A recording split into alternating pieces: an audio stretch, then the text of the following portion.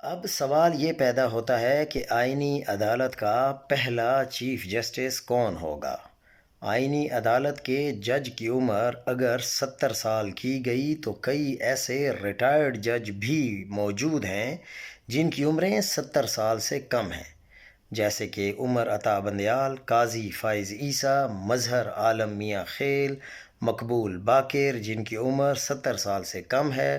Supreme court کے موجودہ ججز میں یحییٰ آفریدی، منصور علی شاہ، منیب اختر، امین الدین، جمال مندوخیل بھی اس دوڑ میں شامل ہیں۔ آئینی عدالت کو چیف جسٹس کی تقرری کیسے ہوگی؟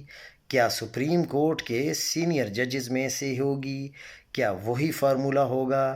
پہلے 3 سینئر ججز میں سے کسی ایک کو آئینی عدالت کا چیف جسٹس بنایا جائے یا ریٹائرڈ ججز میں سے ہوگا؟